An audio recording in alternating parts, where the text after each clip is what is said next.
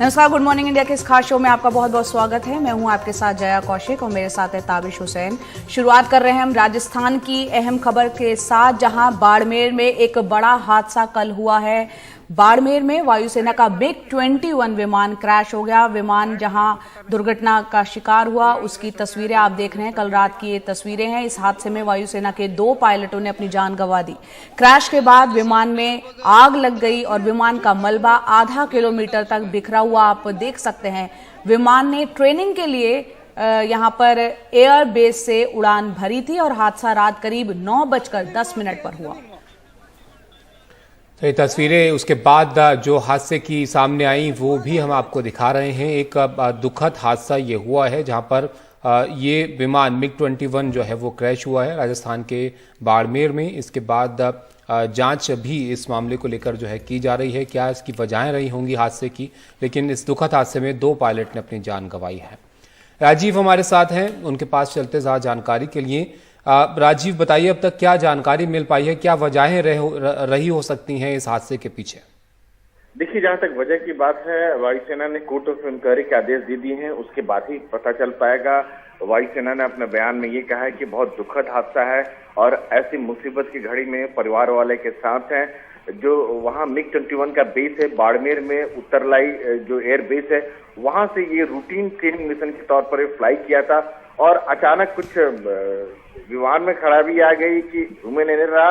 ये सब कुछ जांच के बाद पता चल पाएगा। लेकिन 9:10 में ये हादसा हुआ और जिसमें दोनों पायलटों की मौत हो गई। आपको ये बता दें कि भारतीय वायुसेना में हालांकि अब MiG-21 धीरे धीरे फेज आउट हो रहा है, लेकिन अभी भी अच्छी खासी तादाद MiG-21 लड़ाकू विमान है जो बहुत ही पुराने हैं। यानी कह सकते हैं कि 20 से 30 साल से भी ज्यादा पुराने हैं। एक लड़ाकू विमान की अगर एज की बात करें तो वो तकरीबन 30 से 35 साल का होता है। हालांकि उसको अपग्रेड करके उसकी एज को और ज्यादा बढ़ाया जाता है। लेकिन भारतीय वायुसेना का ये कहना है कि चूंकि लड़ाकू विमान जो समय पर लिए जाने चाहिए थे वो नहीं लिए गए, जिस वजह से अभी भी भारतीय वायुसेना सरहद को जो है खाली नहीं छोड़ सकती है। MiG-21 फ्लाई करती है। जी बिल्कुल, शुक्रिया राजीव आपका इस सब जानकारी के लिए। लेकिन ये विमान जो है ये ऐसे हादसों के लिए अक्सर चर्चा में रहा है और अभी भी यहाँ पर ये दुखद हादसा जो है हुआ है, जहाँ पर इस हादसे में 2 जो पायलट्स हैं उन्होंने अपनी जान गंवा दी है। कर्नाटक के मैंगलोर में एक 25 साल के युवक पर धारदार हथियार से हमला किया गया। हमले में गंभीर रूप से फाजिल नाम के शख्स की इलाज के दौरान मौत हो गई और फाजिल पर हमला कुछ नकाबपोश अपराधियों ने एक दुकान के बाहर किया, जिसके बाद से उस जगह पर उस इलाके में तनाव के हालात बने हुए हैं। और आपको बता दें कि पुलिस आरोपियों की तलाश में लगी हुई है। हमले के बाद से इलाके में काफी तनाव है और मैंगलोर के सूरतकल में धारा 144 यहां पर लगाई गई है। इस घटना का CCTV फुटेज भी सामने आया है। मंगलवार को दक्षिणी कन्नड़ जिले में बीजेपी युवा मोर्चा के नेता प्रवीण नेतारू की हत्या कर दी गई थी।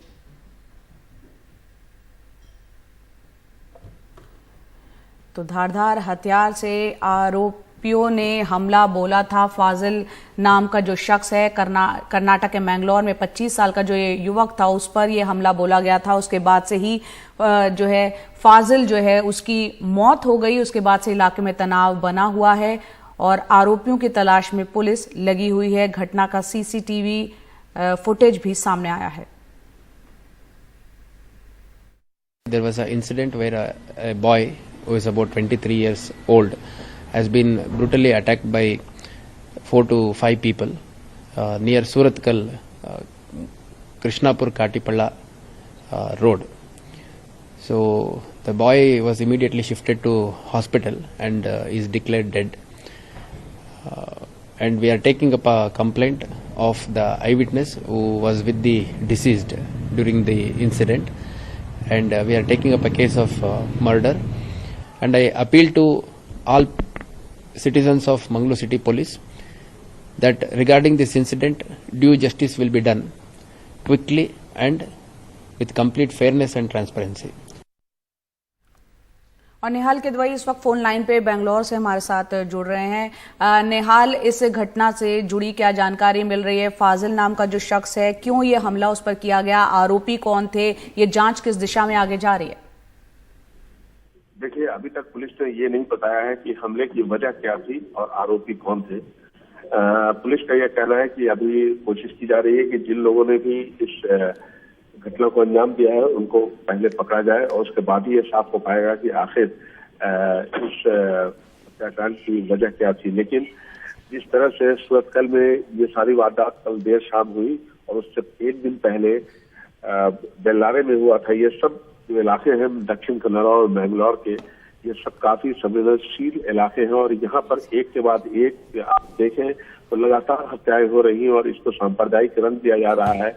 और ऐसे में पुलिस ने एहतियात के तौर पर आसपास के जिलों से भी काफी पुलिस बल को बुलाया है। ADGP law and order Alok Kumar खुद वहां पे हैं, दूसरे वरिष्ठ अधिकारियों को भेजा गया है और साथ ही साथ इस चीज को सुनिश्चित किया जा रहा है कि वहां पर किसी तरह का कोई कानून व्यवस्था के लिए बड़ी चुनौती खड़ी न हो, क्योंकि जिस तरह से भीड़ इकट्ठा हुई थी बेल्लारे में हुए है बीजेपी के युवा नेता के हत्या के बाद और जिस तरह से प्रदेश बीजेपी अध्यक्ष की कार के साथ साथ जो संघ परिवार के जो दूसरे वरिष्ठ नेता वहां पहुंचे थे उनकी कार का जिस तरह से घेराबंदी की गई थी और जिस तरह से वहां पर अफरा तफरी का माहौल था, तो आगे से इस तरह के हालात न हो इसके ये सुनिश्चित करने की कोशिश की जा रही है और कोशिश हो रही है कि जल्द से जल्द जो भी आरोपी हैं उनको पकड़ा जाए। 19 तारीख को भी एक वहां पर इसी इलाके में एक मसूद नाम के एक युवा की हत्या हुई थी। पुलिस ने 8 आरोपियों को पकड़ लिया था।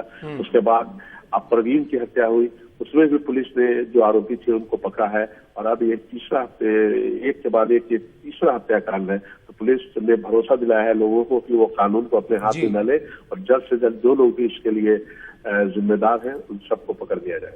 शुक्रिया निहाल आपका सब जानकारी के लिए। तो पुलिस जो है इस मामले की अब जांच कर रही है और 4 से 5 आरोपी बताए जा रहे हैं जिनकी अब तलाश इस मामले में की जा रही है। उधर मैंगलोर के पास बीजेपी के युवा नेता प्रवीण नेतारू की हत्या के मामले में पुलिस ने 2 युवकों को गिरफ्तार किया है जिनसे पुलिस पूछताछ कर रही है और दोनों आरोपी कर्नाटक के बताए जा रहे हैं। लेकिन इस हत्याकांड की वजह से लोगों में बढ़ते गुस्से को देखते हुए मुख्यमंत्री बसवराज बोम्मई ने अपनी सरकार के 1 साल पूरे होने के मौके पर होने वाले कार्यक्रम को रद्द कर दिया। दक्षिण कन्नड़ा के आसपास कड़े इंतजामात यहां पर किए गए हैं। बीजेपी के युवा नेता प्रवीण नेतारू की हत्या के सिलसिले में गिरफ्तार जाकिर और शफीक नाम के 2 आरोपियों के तार किस संगठन से जुड़े हैं, पुलिस ये जानने की कोशिश कर रही है। इस बीच दोनों की गिरफ्तारियों के विरोध में उनके परिवार वालों ने पुलिस स्टेशन के बाहर हंगामा किया।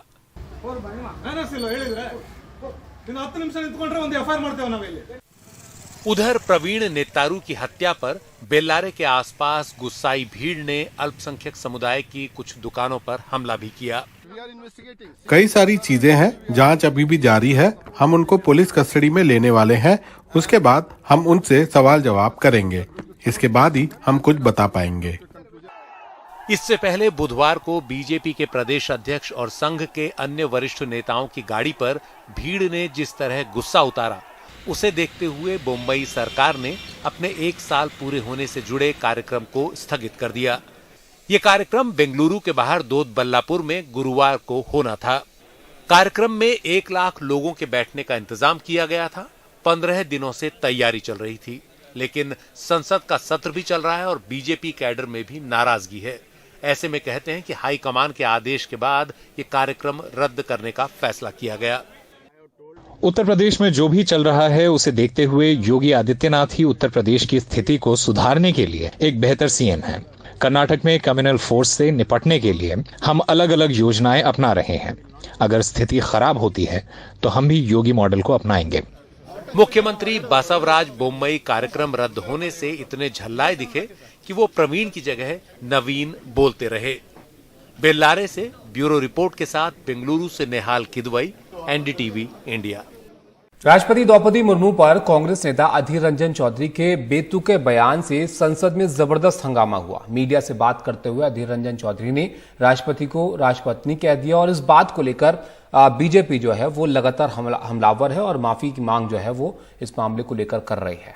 हालांकि बाद में अधीर रंजन चौधरी ने यह बताया कि वो बांग्ला भाषी हैं, जो चूक हुई वो उनकी कमजोर हिंदी के कारण हुई, उनका इरादा गलत नहीं था। वहीं दूसरी तरफ अधीर रंजन के बयान पर बीजेपी ने सोनिया गांधी से माफी की मांग की और इसी दौरान संसद में सोनिया गांधी और स्मृति ईरानी के बीच नोकझोंक भी हुई। कांग्रेस ने स्मृति ईरानी पर सोनिया गांधी से बदसलूकी करने का आरोप लगाया। मतलब ये अचानक निकल चुके, एक चूक हो गई। मतलब हम देखिए, मैं तो एक बांग्ला भाषी आदमी हूं, हिंदी में तो उतना आदी नहीं हूं, फिर भी निकल चुके हैं। हमारे पार्टी की नेत्री वो खुद महिलाएं हैं। अगर महिलाओं को हम इज्जत नहीं कर सकते तो हमारे पार्टी के अध्यक्षा उनकी बात सुन के हम कैसे चलते? राष्ट्रपति द्रौपदी मुर्मू को राष्ट्रपत्नी कहने की अपनी चूक पर अधीर रंजन चौधरी सफाई देते रहे, लेकिन बीजेपी सांसदों ने इसको लेकर संसद के अंदर और बाहर प्रदर्शन भी किया और तो और सीधे सोनिया गांधी से माफी की मांग भी कर डाली। माफी मांगो इस देश से, माफी मांगो सोनिया गांधी आदिवासियों से, माफी मांगो औरतों से, माफी मांगो गरीब से, माफी मांगो और शर्म करो। स्मृति ईरानी के ये आक्रामक तेवर बाद में भी बने रहे। सोनिया गांधी से उनकी झड़प तक हो गई।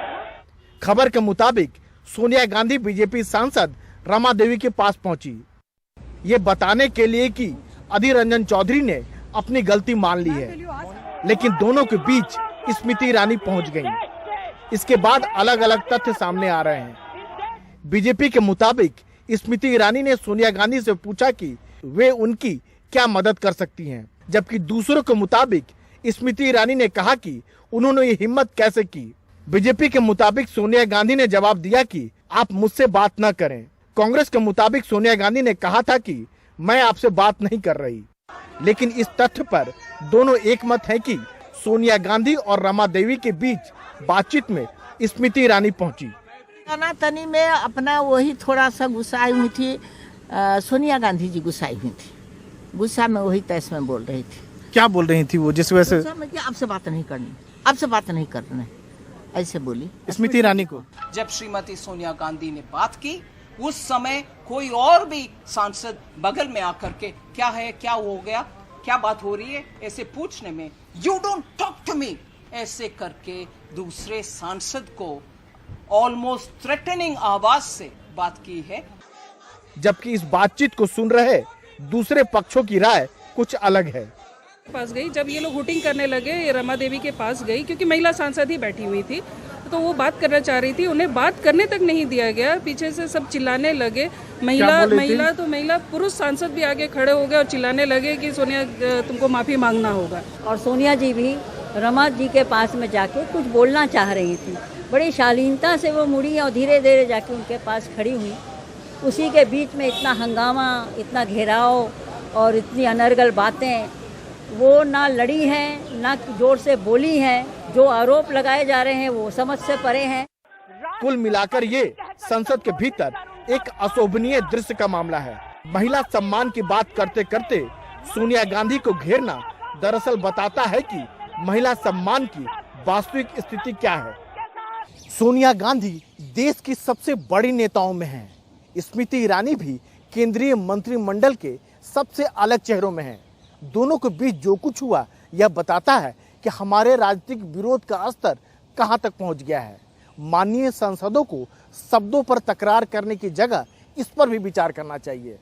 नई दिल्ली में संसद भवन से राजीव रंजन, एनडीटीवी इंडिया।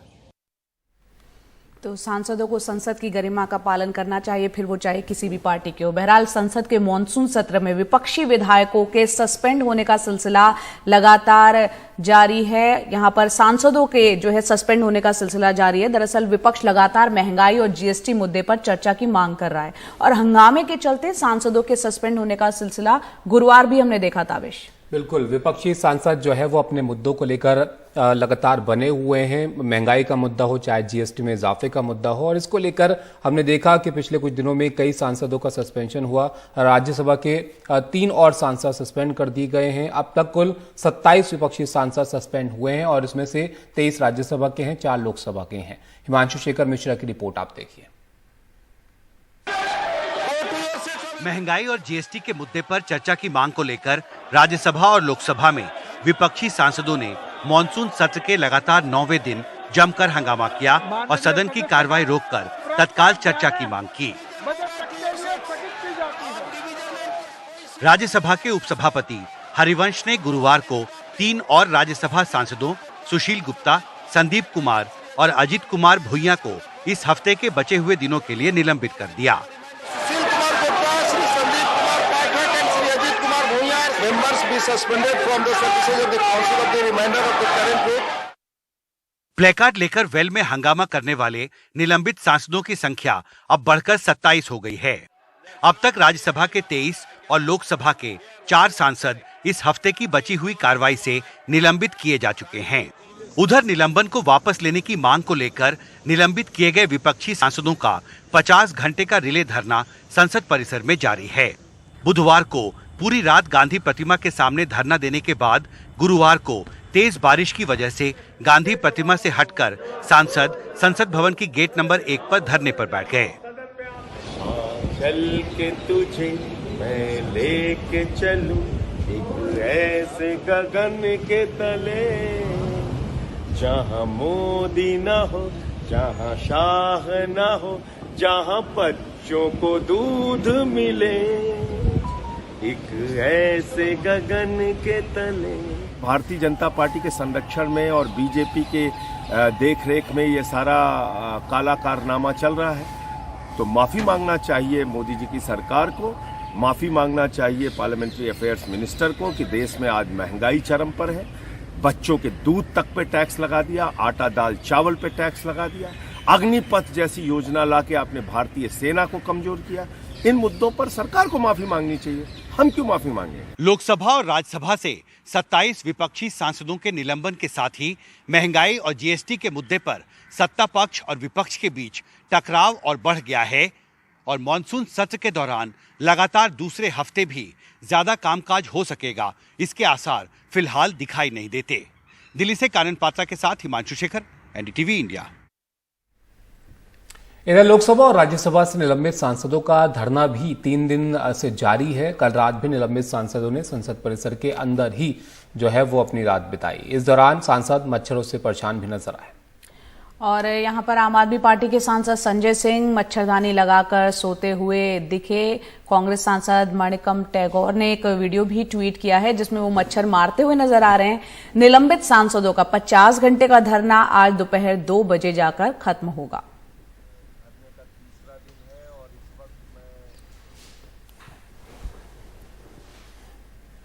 तो ये आप तस्वीरों में देख सकते हैं जो सांसद बैठे हुए धरने पर, किस तरह से यहाँ पर आसपास मच्छर हैं उनके, क्योंकि 50 घंटे का धरना है, आज जाके खत्म होना है, तो वो डटे हुए हैं संसद परिसर में ही गांधी प्रतिमा के पास।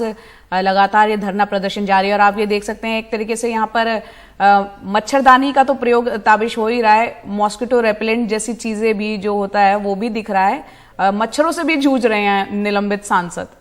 बिल्कुल बारिश का मौसम है, मानसून सत्र चल रहा है और ऐसे में खुले में यहां पर सांसदों का धरना प्रदर्शन भी चल रहा है।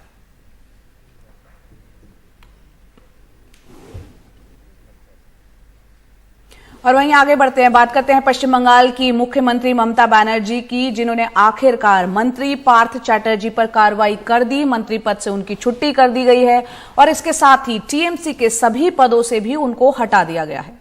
टीएमसी के वरिष्ठ नेता और ममता बनर्जी के भतीजे अभिषेक बनर्जी ने इस मुद्दे पर कहा कि भ्रष्टाचार पर टीएमसी की जीरो टॉलरेंस नीति है। पार्थ चैटर्जी पर शिक्षक भर्ती घोटाले का आरोप है और उनकी करीबी अर्पिता मुखर्जी के घर से अब तक 50 करोड़ से ज्यादा कैश मिल चुका है और 5 किलो सोना भी मिल चुका है। ईडी ने गुरुवार को अर्पिता मुखर्जी के तीसरे घर पर भी छापा मारा और कोलकाता के चिनार पार्क में स्थित इस घर में ईडी केंद्रीय सुरक्षा बल के जवानों के साथ पहुंची। तो ये अर्पिता मुखर्जी कौन है जो इतने दिनों से चर्चा में चल रही हैं, इसको भी आप जानिए। सौरभ गुप्ता की रिपोर्ट आप देखिए। আইনের উপর আস্থা রাখি, এটাই বলবো। আইন আইনের পথে চলবে। एक मॉडल के ये बोल सियासी लग सकते हैं। उसके घर से मिले 50 करोड़ रुपए कैश और कई किलो सोने की मालकिन वो खुद हैं या उनके मित्र पार्थ चैटर्जी, ये सब अब ईडी की जांच में साबित होगा। लेकिन अर्पिता मुखर्जी की रियल लाइफ की कहानी उतनी ही फिल्मी है जैसी रियल लाइफ में उनके किरदार की हुआ करती है। कोलकाता से दूर एक उपनगरीय इलाके बेलघोरिया में ये अर्पिता का साधारण सा घर है। बताने के लिए काफी है कि अर्पिता की चमकीली दुनिया की शुरुआत कहां से हुई। मां बूढ़ी हो चली है, बेटी के पैसों के बारे में उसे कुछ नहीं पता। बेटी पिछले हफ्ते हालचाल जानने जरूर आई थी। লাস্ট কি কথা হলো আমার সাথে কি কথা মাকে দেখতে আসে এদের সাথে কথাবার্তা বলে কি খাচ্ছো কি ওষুধ ঠিকমতো খাচ্ছো কিনা। प्रवर्तन निदेशालय कह रहा है कि उसके छापों की कार्रवाई पूरी हो चुकी है, लेकिन वो अब भी उन संपत्तियों का ब्यौरा तलाश रहा है जो मंत्री और अभिनेत्री के नाम पर हैं। पहले 2 छापों में ही 50 करोड़ रुपए कैश मिल चुके हैं। सोने का हिसाब अभी बाकी है। ईडी को अभी यह भी जानना है कि अर्पिता सिर्फ पैसों का हिसाब किताब रखती थी या फिर इस घोटाले में उनका भी सीधा हाथ है। ईडी को जो कागज मिले हैं वो इशारा कर रहे हैं कि अभी 2 कपड़ा कंपनियों की भी जांच होगी। ये सीधे तौर पर अर्पिता से जुड़ी हैं। अर्पिता मुखर्जी और पार्थ चैटर्जी के कारोबारी रिश्ते तो दिख ही रहे हैं। 2011 से अर्पिता पार्थ चैटर्जी के दुर्गा पूजा आयोजनों का भी मुख्य चेहरा बनी हुई थी। दुर्गा पूजा पंडालों के आसपास अर्पिता की तस्वीरें ममता बनर्जी के साथ भी लगी थीं, जो अब वायरल हो रही हैं। इस बीच ईडी का कहना है कि पार्थ चैटर्जी जांच में सहयोग नहीं कर रहे। उन्होंने गिरफ्तारी वारंट पर दस्तखत करने से इनकार कर दिया। एक ऐसे वक्त जब ममता बनर्जी कह रही हैं कि पश्चिम बंगाल के पास पैसा नहीं है, उनके मंत्रियों के करीबियों से 50 करोड़ की जब्ती बता रही है कि गरीबों से लूट कितनी बड़ी हुई है। कोलकाता से सौरभ गुप्ता की रिपोर्ट, एनडीटीवी इंडिया। अब खबर गुजरात से, जहां पूरी तरह से शराबबंदी का दावा किया जाता है, वहां जहरीली शराब पीने से अब तक 49 लोगों की मौत हो चुकी है। 100 से ज्यादा लोग अस्पताल में जिंदगी और मौत से लड़ रहे हैं। और इस वजह से यहाँ पर कई गंभीर सवाल जो है खड़े होते हैं, किस तरीके से यहाँ पर शराबबंदी है और कैसे ये मामला जो है वो हो पाया। गुजरात सरकार का इसको लेकर कहना है कि पुलिस इस मामले में 10 दिनों में आरोप पत्र दाखिल करेगी। और गुजरात से सौरभ शुक्ला की ग्राउंड रिपोर्ट भी आप देखिए, जो इस पूरी घटना के बारे में विस्तार से बता रहे हैं। गुजरात के बोटाद में रहने वाली मनीषा बेन की चीखें सीना चीर देने वाली हैं। 25 साल की उम्र में ही मनीषा बेन से पति का साथ छिन गया है। मनीषा की 2 बेटियां भी अनाथ हो गईं। मनीषा बेन के पति 27 साल के भूपत भाई की सोमवार को जहरीली शराब पीने से मौत हो गई। भूपत भाई ने गांव के पास से ही 20 रुपए में देसी शराब खरीदी थी, जिसे पीने के बाद उनकी मौत हुई। हम अहमदाबाद से लगभग 150 किलोमीटर दूर बोटाद के रोजीत गांव पहुंचे। इस गांव में देशी शराब पीने से 11 लोगों की मौत हुई है। गांव में मातम है, कई चिताएं एक साथ जल रही हैं।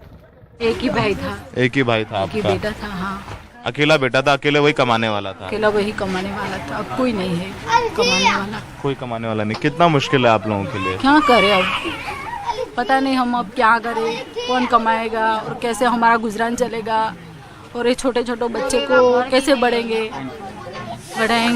पढ़ना लिखना कैसे करेंगे, हमें कुछ समझ में नहीं आता है कि हम हमारा गुजारा हम कैसे चलाएंगे। देश में तो कहा जाता है गुजरात में शराब नहीं मिलती, कि आपके गांव में मिल रही थी शराब? मिल रही थी ना, सब कहने के लिए बंद है, लेकिन कुछ भी बंद नहीं है।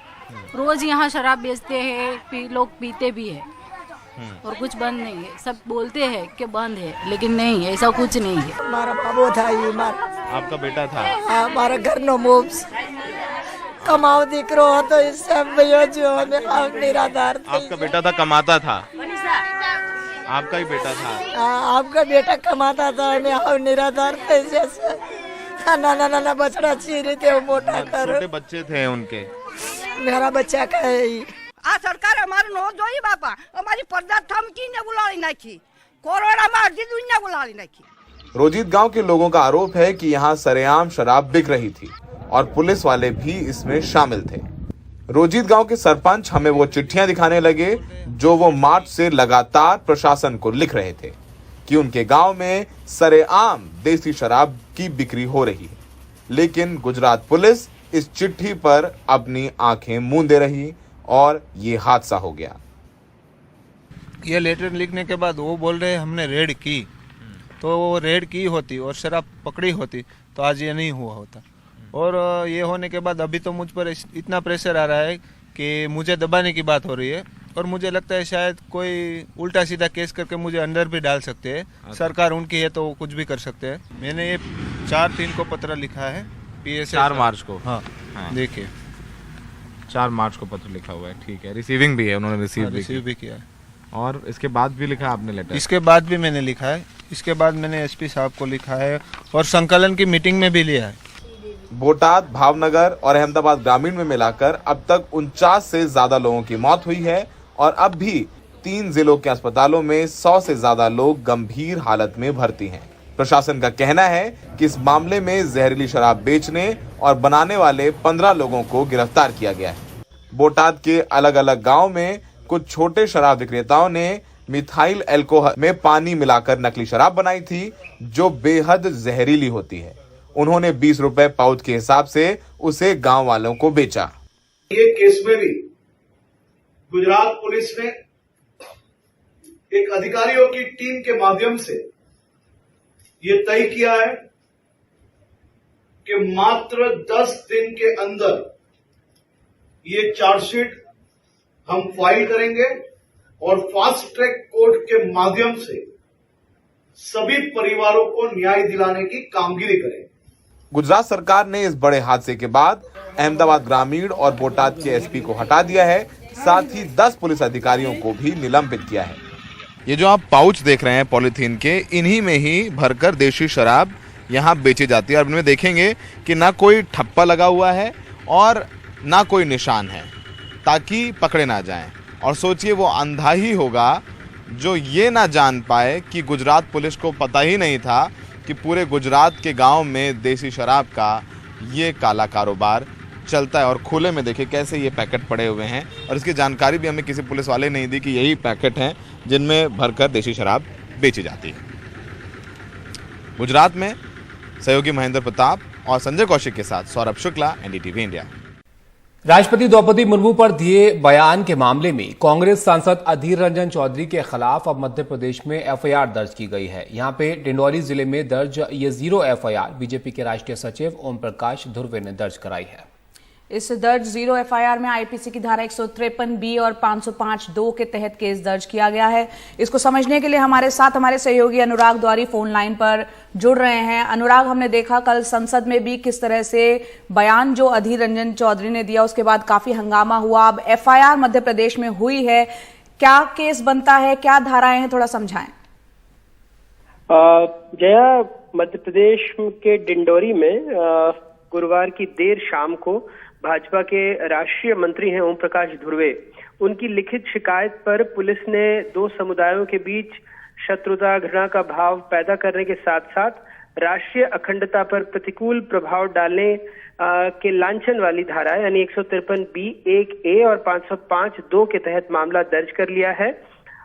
ओम प्रकाश धुर्वे मध्य प्रदेश में पूर्व कैबिनेट मंत्री भी रहे हैं, कद्दावर आदिवासी नेता हैं। उनका कहना है कि जो नेता प्रतिपक्ष अधीर रंजन चौधरी ने 27 जुलाई को राष्ट्रपति द्रौपदी मुर्मू को राष्ट्रपत्नी कहकर संबोधित किया, ऐसे में देश की प्रथम आदिवासी महिला राष्ट्रपति का उन्होंने अपमान किया है। और उनका ये भी कहना है कि इससे पूरे देश में जनजातीय समाज का अपमान हुआ है। और उनका ये भी आरोप है कि जानबूझकर एक आदिवासी महिला राष्ट्रपति को अपमानित किया गया है।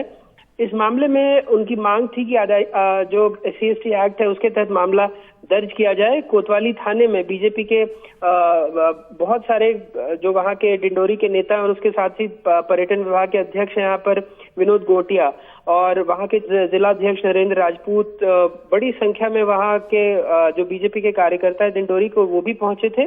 ऐसे में पुलिस ने मामला दर्ज कर लिया है और आगे की विवेचना के लिए 0 FIR पर कायमी करके जो नई दिल्ली में इस मामले को अग्रिम कार्रवाई के लिए भेज दिया है। शुक्रिया अनुराग आपका इस सब जानकारी के लिए।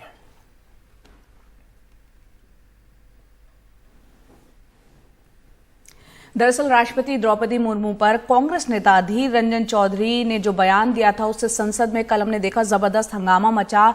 मीडिया से बात करते हुए अधीर रंजन चौधरी ने राष्ट्रपति पर जो बयान दिया था, उसके बाद अधीर रंजन चौधरी ने बताया कि वो बांग्ला भाषी है, जो चूक हुई वो उनकी कमजोर हिंदी के कारण हुई। लेकिन ये जो बयान था ये बीजेपी को रास नहीं आ रहा, वो काफी नाराज इस पर नजर आए। उनके सांसदों ने हंगामा भी किया। हालांकि अधीर रंजन चौधरी ने इसको लेकर कहा भी कि उनका इरादा गलत नहीं था। वहीं दूसरी तरफ अधीर रंजन के बयान पर बीजेपी ने सोनिया गांधी से माफी की भी मांग की और इसी दौरान संसद में सोनिया गांधी और स्मृति ईरानी के बीच नोकझोंक भी देखने को मिली। कांग्रेस ने स्मृति ईरानी पर सोनिया गांधी से बदसलूकी करने का आरोप लगाया। मतलब ये अचानक निकल चुके, एक चूक हो गई।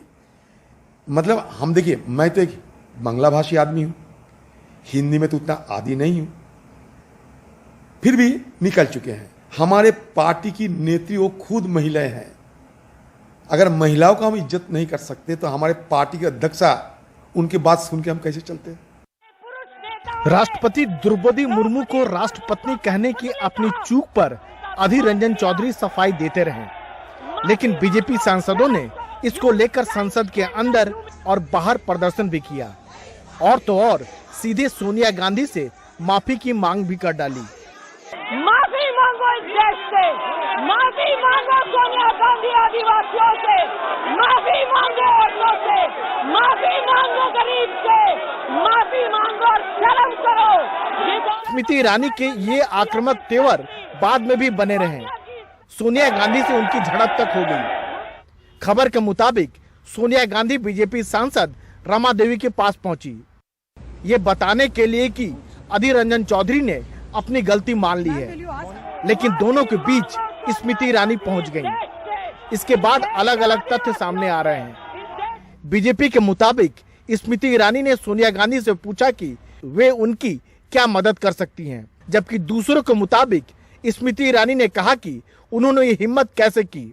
बीजेपी के मुताबिक सोनिया गांधी ने जवाब दिया कि आप मुझसे बात न करें। कांग्रेस के मुताबिक सोनिया गांधी ने कहा था कि मैं आपसे बात नहीं कर रही, लेकिन इस तथ्य पर दोनों एकमत हैं कि सोनिया गांधी और रमा देवी के बीच बातचीत में स्मृति ईरानी पहुंची। तनी में अपना वही थोड़ा सा गुस्साई हुई थी, सोनिया गांधी जी गुस्साई हुई थी, गुस्सा में वही तैस में बोल रही थी। क्या बोल रही थी वो, जिस वजह से? आपसे बात नहीं करनी, आपसे बात नहीं करना, ऐसे बोली स्मृति ईरानी को। जब श्रीमती सोनिया गांधी ने बात की, उस समय कोई और भी सांसद बगल में आकर के क्या है, क्या हो गया, क्या बात हो रही है, ऐसे पूछने में you don't talk to me ऐसे करके दूसरे सांसद को ऑलमोस्ट थ्रेटनिंग आवाज से बात की है। जबकि इस बातचीत को सुन रहे दूसरे पक्षों की राय कुछ अलग है। पास गई, जब ये लोग वोटिंग करने लगे, ये रमा देवी के पास गई क्योंकि महिला सांसद ही बैठी हुई थी, तो वो बात करना चाह रही थी, उन्हें बात करने तक नहीं दिया गया। पीछे से सब चिल्लाने लगे, महिला पुरुष सांसद भी आगे खड़े हो गए और चिल्लाने लगे कि सोनिया तुमको माफी मांगना होगा। और सोनिया जी भी रमा जी के पास में जाके कुछ बोलना चाह रही थी, बड़ी शालीनता से वो मुड़ी और धीरे धीरे जाके उनके पास खड़ी हुई। उसी के बीच में इतना हंगामा, इतना घेराव और इतनी अनर्गल बातें, वो ना लड़ी हैं ना जोर से बोली हैं। जो आरोप लगाए जा रहे हैं वो समझ से परे हैं। कुल मिलाकर ये संसद के भीतर एक अशोभनीय दृश्य का मामला है। महिला सम्मान की बात करते करते सोनिया गांधी को घेरना दरअसल बताता है कि महिला सम्मान की वास्तविक स्थिति क्या है। सोनिया गांधी देश की सबसे बड़ी नेताओं में हैं। स्मृति ईरानी भी केंद्रीय मंत्रिमंडल के सबसे अलग चेहरों में हैं। दोनों के बीच जो कुछ हुआ यह बताता है कि हमारे राजनीतिक विरोध का स्तर कहां तक पहुंच गया है। माननीय सांसदों को शब्दों पर तकरार करने की जगह इस पर भी विचार करना चाहिए। नई दिल्ली में संसद भवन से राजीव रंजन, एनडीटीवी इंडिया। संसद के मॉनसून सत्र में विपक्षी सांसदों के सस्पेंड होने का सिलसिला भी जारी है। दरअसल विपक्ष लगातार महंगाई और जीएसटी मुद्दे पर चर्चा की मांग कर रहा है और हंगामे के चलते सांसदों के सस्पेंड होने का सिलसिला गुरुवार भी जारी रहा। बिल्कुल, और यहां पर कल राज्यसभा के 3 और सांसद सस्पेंड कर दिए गए। अब तक कुल 27 विपक्षी सांसद सस्पेंड किए जा चुके हैं। इनमें से 23 राज्यसभा के हैं और 4 लोकसभा के। आइए देखते हैं हमारे सहयोगी हिमांशु शेखर की रिपोर्ट। महंगाई और जीएसटी के मुद्दे पर चर्चा की मांग को लेकर राज्यसभा और लोकसभा में विपक्षी सांसदों ने मॉनसून सत्र के लगातार 9वें दिन जमकर हंगामा किया और सदन की कार्रवाई रोककर तत्काल चर्चा की मांग की। राज्यसभा के उपसभापति हरिवंश ने गुरुवार को 3 और राज्यसभा सांसदों सुशील गुप्ता, संदीप कुमार और अजित कुमार भुइयां को इस हफ्ते के बचे हुए दिनों के लिए निलंबित कर दिया।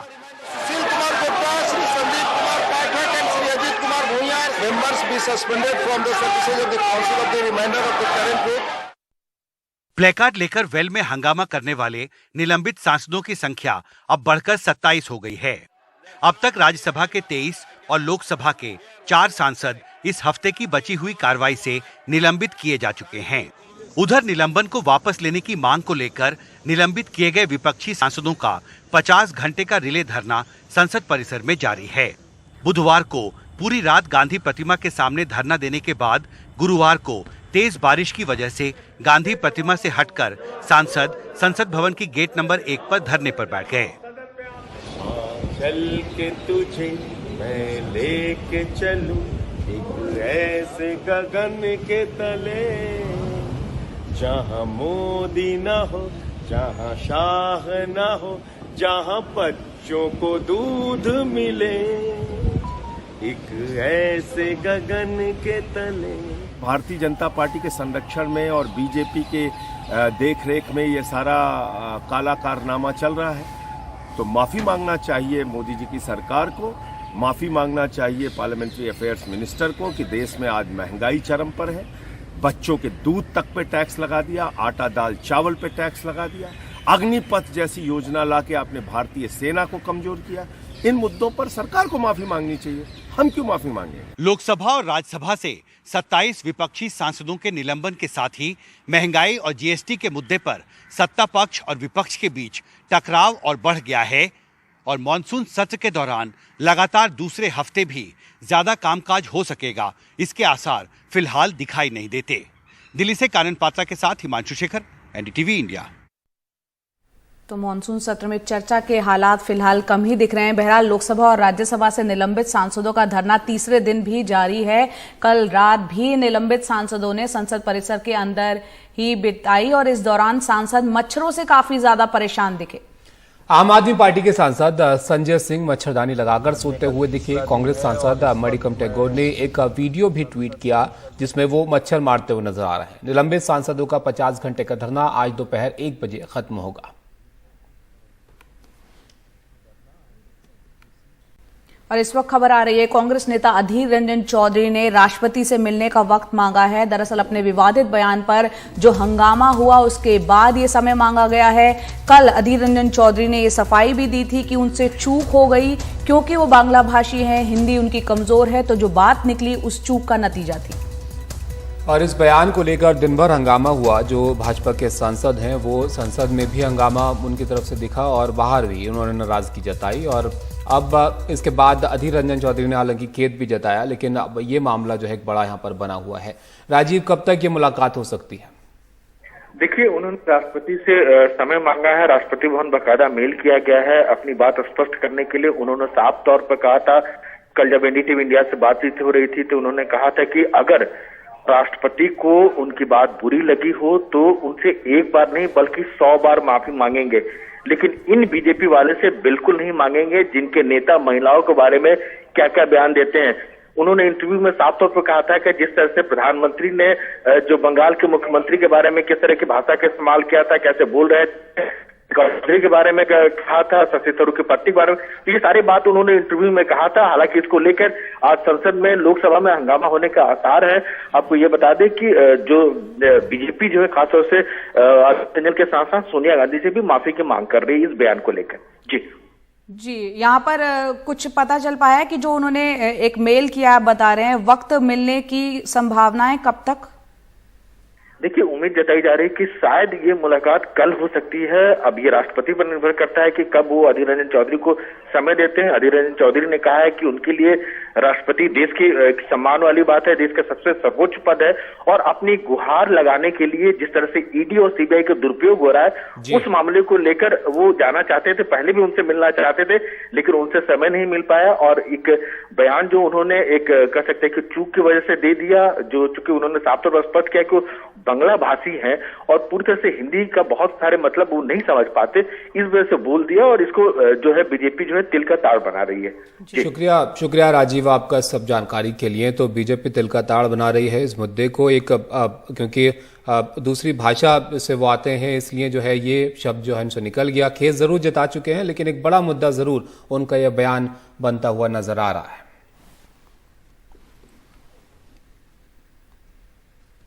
पश्चिम बंगाल की सीएम ममता बनर्जी ने आखिरकार मंत्री पार्थ चटर्जी पर कार्रवाई कर दी है। मंत्री पद से उनकी छुट्टी कर दी गई है और इसके साथ ही टीएमसी के सभी पदों से भी उन्हें हटा दिया गया है। टीएमसी के वरिष्ठ नेता और ममता बनर्जी के भतीजे अभिषेक बनर्जी ने इस मुद्दे पर कहा कि भ्रष्टाचार पर टीएमसी की जीरो टॉलरेंस नीति है।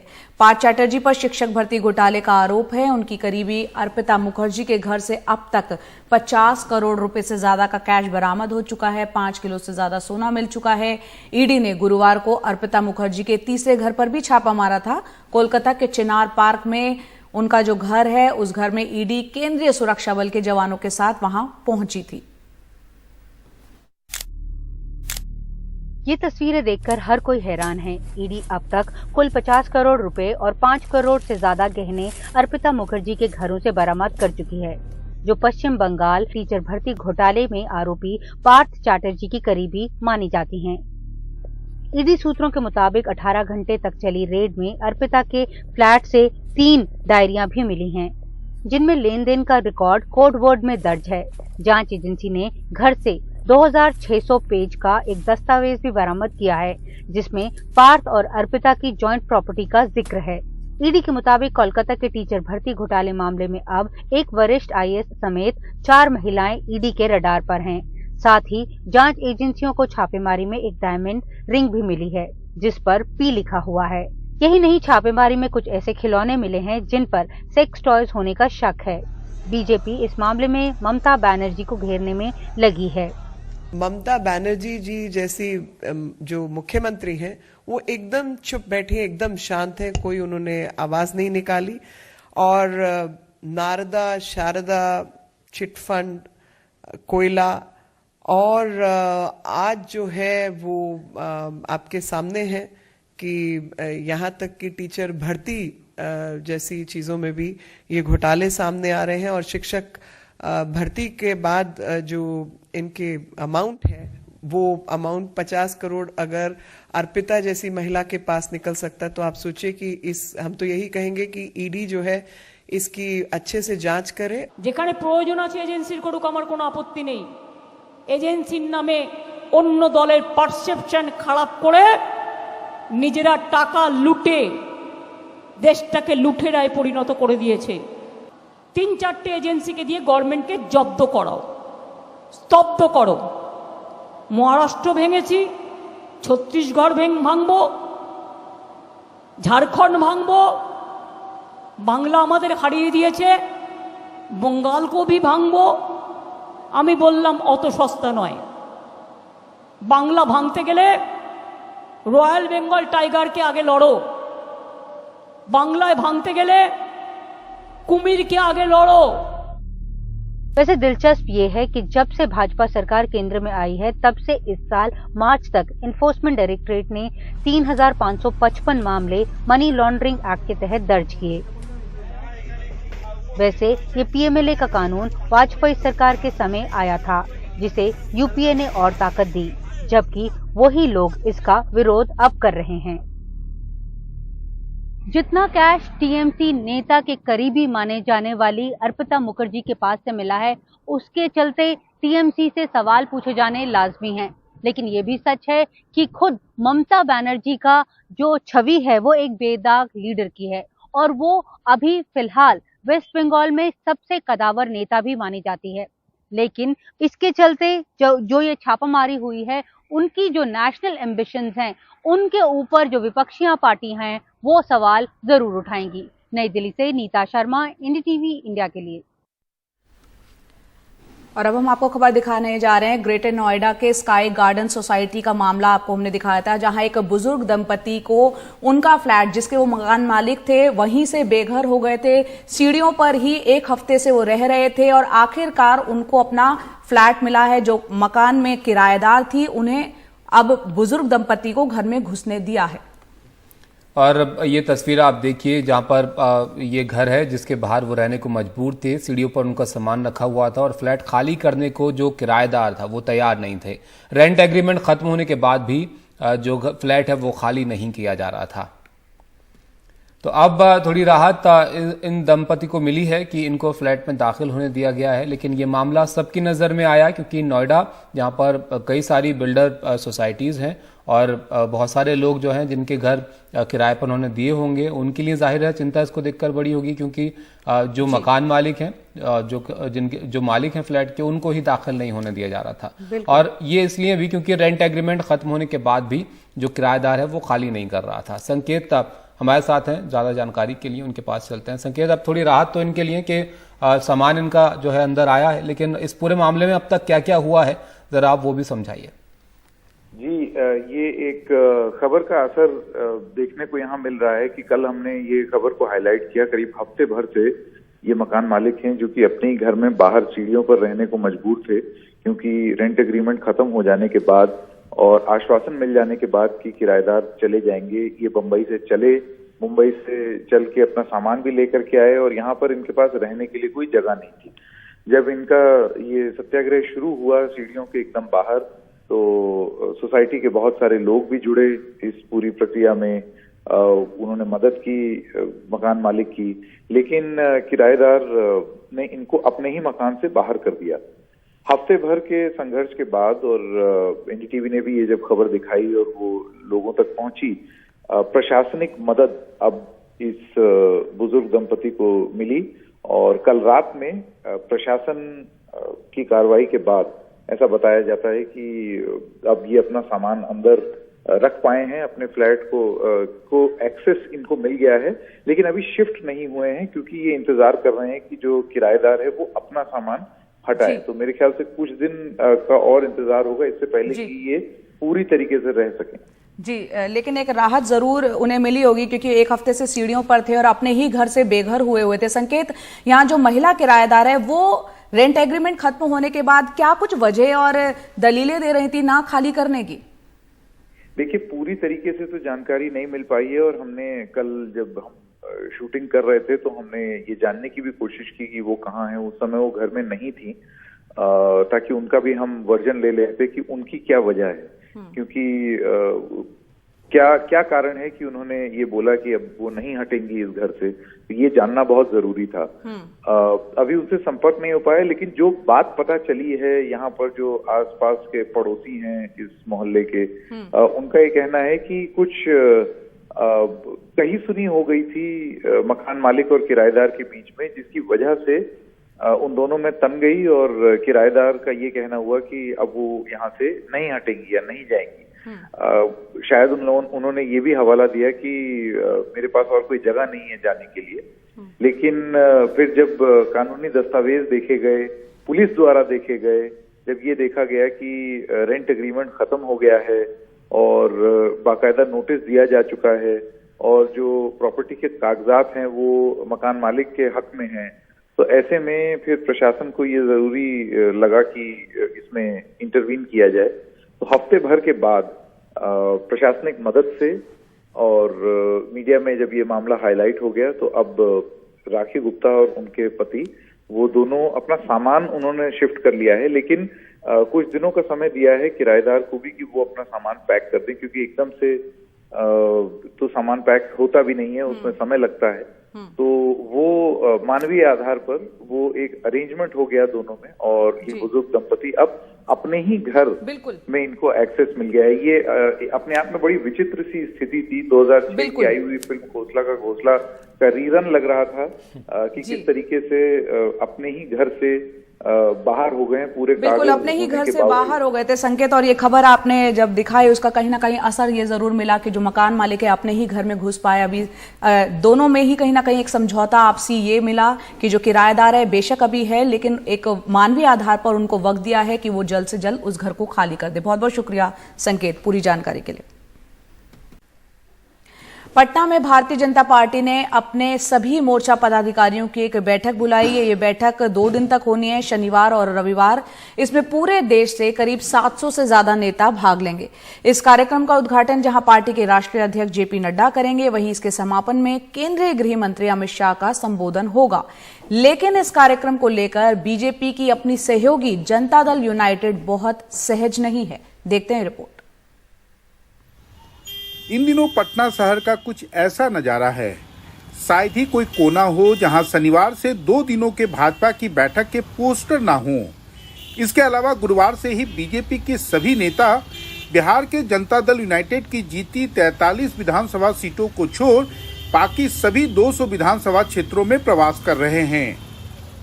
राष्ट्रीय कार्य समिति के जितने भी हमारे सम्मानीय सदस्य आ रहे हैं वह सभी विधानसभाओं में जा रहे हैं, 200 विधानसभाओं में, और वहां पर केंद्र सरकार की उपलब्धियों एवं राज्य सरकार की उपलब्धियों के बारे में जनता के साथ चर्चा करेंगे, संगठन की बैठक लेंगे और उसके पश्चात यहां पर लौट आएंगे। हालांकि जेडीयू नेताओं का कहना है कि इस बैठक का औचित्य समझ से परे है। अभी राज्य में सुखाड़ की स्थिति है और कोई चुनाव नहीं है। इस बैठक से रिश्ते और असहज होंगे, खासकर उन विधानसभा इलाकों में कार्यक्रम करने जो नीतीश कुमार की पार्टी के परंपरागत इलाके रहे हैं। हालांकि आधिकारिक रूप से वो कहते हैं कि बैठक से किसी को क्या आपत्ति होगी। सब पार्टी अपना अपना कार्यक्रम करती है, इसमें देखने की क्या बात। सवाल ये है कि अभी रोड शो करना या शक्ति प्रदर्शन, हर एक पार्टी अपना संगठन का काम करती है, अपना कार्यक्रम करती है, इसमें बुरा क्या है। 750 लोगों की एक बैठक हो रही है और आपको अगर यह उत्सव लग रहा है तो मुझे कुछ नहीं कहना है। उत्सव का अर्थ होता है उत्सव सेलिब्रेशन। यह एक बैठक है और बैठक लगातार चलने वाली प्रक्रिया है। इससे आगे जो हमारे समय में क्या कार्य करने हैं राष्ट्र विभिन्न मोर्चों को, उसको तय करना होता है और वही तय होने जा रहा है। हालांकि नीतीश कुमार के कोरोना पॉजिटिव होने के कारण भाजपा नेता अब कह रहे हैं कि उनकी ना पार्टी अध्यक्ष ना केंद्रीय गृह मंत्री अमित शाह से अब मुलाकात की कोई संभावना है। पटना से कैमरामैन हबीब अली के साथ मनीष कुमार, एनडीटीवी इंडिया के लिए। और वक्त तो चला आपको टॉप 5 खबरें दिखाने का। आपको करना यह है कि एनडीटीवी इंडिया के यूट्यूब चैनल पर जाना है, पोल का हिस्सा बनना है, बताना है किन खबरों को चैनल पर पूरा दिन विस्तार से आप देखना चाहते हैं। पहली खबर, कर्नाटक में योगी मॉडल की तैयारी, सीएम ने किया है इशारा। दूसरी खबर है, आज 50 घंटे बाद विपक्षी सांसदों का धरना खत्म होने जा रहा है। तीसरी खबर, सिंगापुर नहीं जा पाए अरविंद केजरीवाल, केंद्र पर बरसे। चौथी खबर, मैंगलोर से जहां युवक की हत्या के बाद तनाव पसरा है, धारा 144 लागू है। पांचवी और आखिरी खबर, धनबाद से जहां जज मर्डर केस में 2 दोषी करार, 6 अगस्त को सुनाई जाएगी सजा।